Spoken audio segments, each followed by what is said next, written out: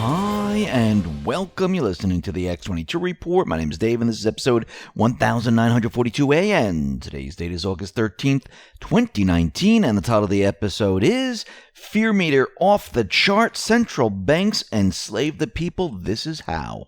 Before we get started, I have a question. Do you like secrets? If you follow QAnon, the chances are you do. So take a look at this. It's an amazing coin, and it's symbol of belonging, your link to like-minded people, all belonging to a group who are trying to understand why the conspiracy lives and what they can do about it. Where we go one, we go all is very apt and is one of the many sayings and symbols in the design, all instantly recognizable to any member of QAnon who sees the coin up close. It's packed with symbolism, and it has a secret to tell. You can carry this around in your pocket or wallet, and like a secret token, you can show it out by taking it out. By using the augmented reality technology built into the accompanying brochure, you can download an app called Zappar and watch a privileged information video just for followers on QAnon. You'll feel part of the Great Awakening, like never before, and own something very rare and special. To buy or not to buy, go to greatawakeningcoin.com and use the code X22 Report to get $5 off a package of 2 coins. Go to greatawakening.com and use the code X22 Report. The choice to know will be yours. Let's get into the economic collapse financial news.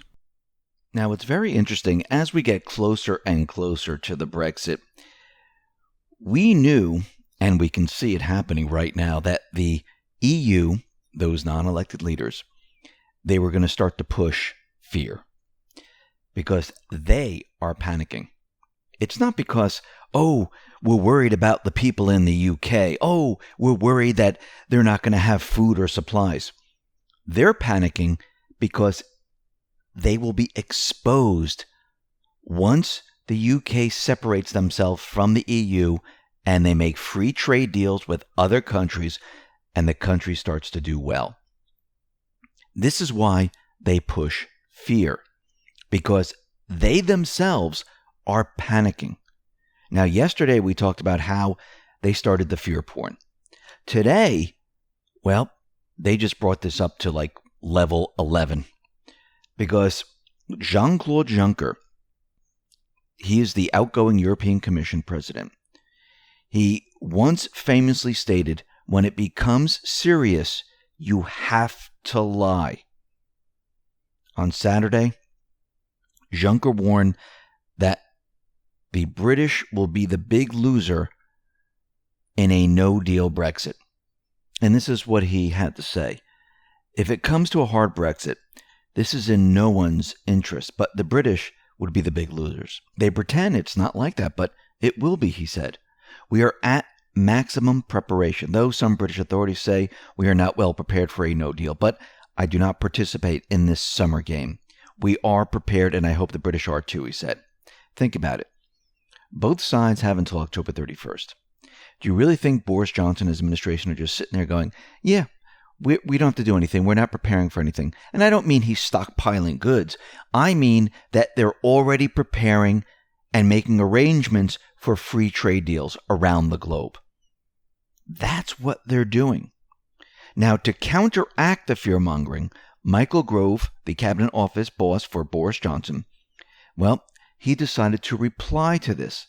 And he said that the new response unit will be run by civil servants in the cabinet office and will ensure that the public and businesses are not being alarmed by scare stories or falsehoods. The Sunday Telegraph can disclose senior government figures are known to have become frustrated over the anti-no-deal stories aired by the BBC in recent days, notably one about cows being slaughtered in Northern Ireland after a no-deal exit. Last week, BBC 2 News Night program reported that 45,000 dairy cows will be culled in Northern Ireland in the event of a no-deal Brexit if newer, higher tariffs are applied to British milk, despite DEFRA saying that a cull is absolutely not something that the government anticipates nor is planning for in the event of a no-deal. Ministers are concerned that some stories in the media that exaggerate concerns about a no-deal will needlessly encourage members of the public to stockpile goods. So the mainstream media, the EU, the non-elected leaders, they are both together pushing fear. We've seen this before. We've seen it here in the United States. They're using the same exact formula. And they're trying to scare the people. If this happens, it's going to be really bad for you, so you better stick with us. But guess what? It's going to happen. The people are going to realize that, hey, you know something? We're better off now. Actually, things are getting better and better. Other countries are going to be looking at this very, very closely. And they're going to realize, you know something? Maybe we should do what they're doing. This is what the EU is panicking about. This is what the central bankers are panicking about. This is what the deep state is panicking about. They don't want this to be out in the open. This is why they're using fear. Remember when they had the referendum? Well, if you vote this way, the next day, you're going to see blackouts, you're going to see riots, you're going to see this, and guess what? You saw none of that. None of that happened. This is what the central banks do. This is what the deep state does. This is what the mainstream media does. And we know that the Trump administration, because we've read that tweet, we know what Trump is looking for. He's looking for a free trade deal with the UK. He wants a no-deal Brexit. He believes that would be in their best interest. And we had Bolton. He put out the following message. The United States would enthusiastically support a no-deal Brexit if that is what the British government decided to do. And guess what?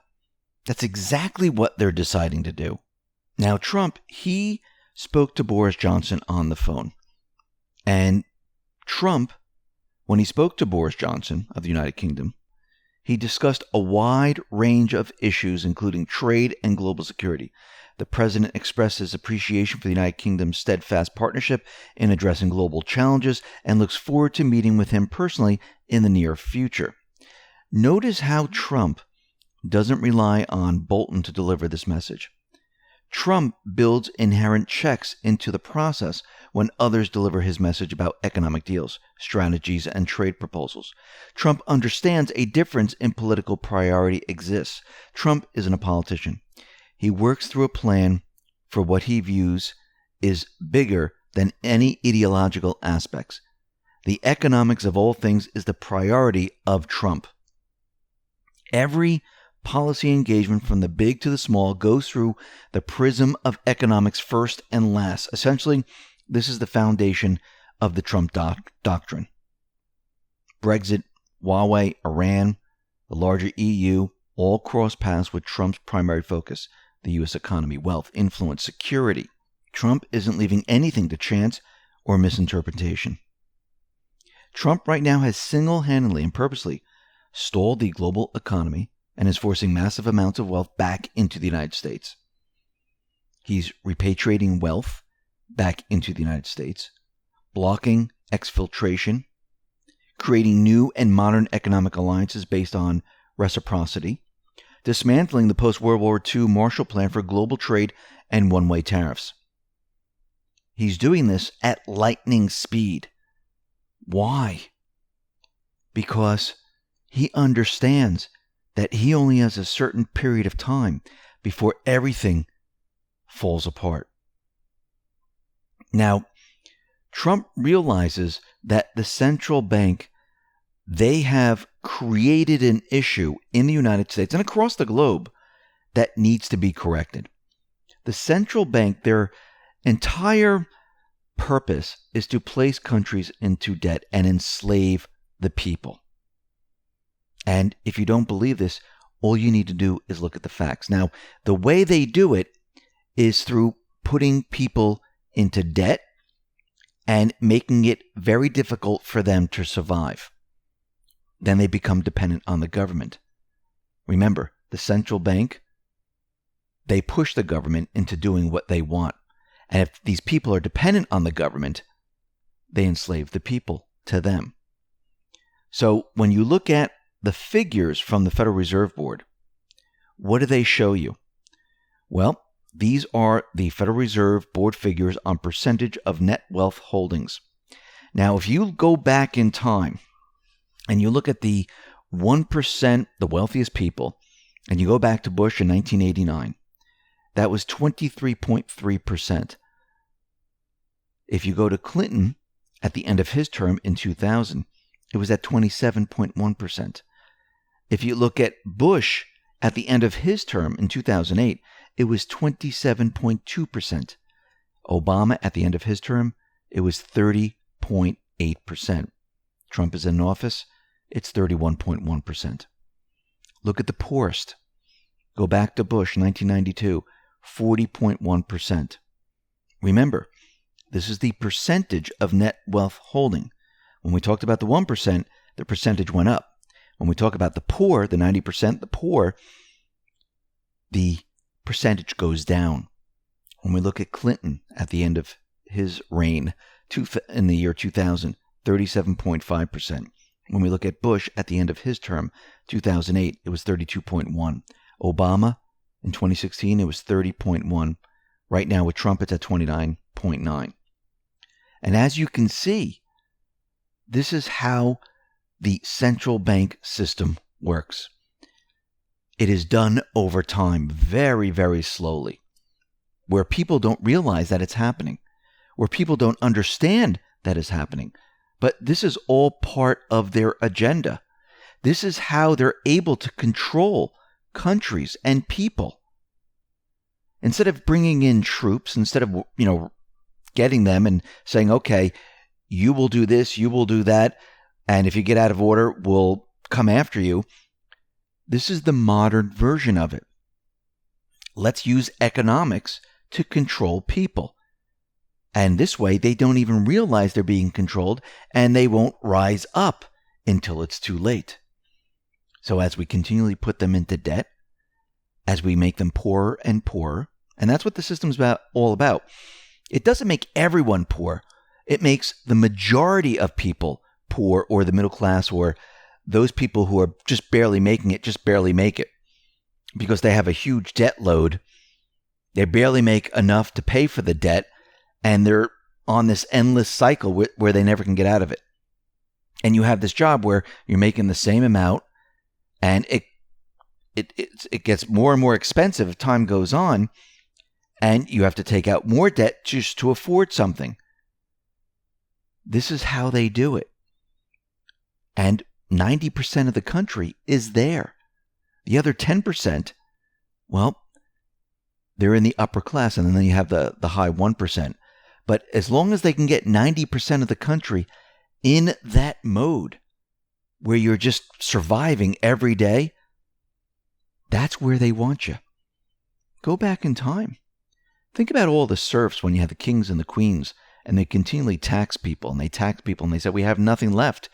We're living in mud. We barely have clothing on our back. We can't survive. Well, it came a point where the people said, you know what? Enough is enough. What else do we have to lose? Here, you're in this endless cycle, and you don't even realize it, because what they've done is they said, listen, you can survive. Just take out a credit card. Now just put everything on credit. See? Now you're stuck with those payments. Then you have to take out another credit card to cover those payments. And it goes on and on and on. And this happens over many, many years. People now are waking up. People are realizing what is happening. Trump is reversing all of this at an accelerated rate. This is why you see him moving so quickly, deregulating, trying to bring as many companies back to the United States, making free trade deals. He's trying to remove the shackles from the people, trying to remove the chains from the people, and letting everyone know it was the central bank that enslaved you. They're the ones who put the chains on you. They're the ones who are keeping you down. This is not what the Founding Fathers wanted. They didn't want a private Western central bank putting the country into debt, putting all the people into debt, creating more and more debt systems like credit cards, auto loans, mortgages. All that does, it keeps the people down, dependent on the government, dependent on banks, dependent on everything else. It's time to reverse all this. Trump knows this, and this is why he's headed in this direction.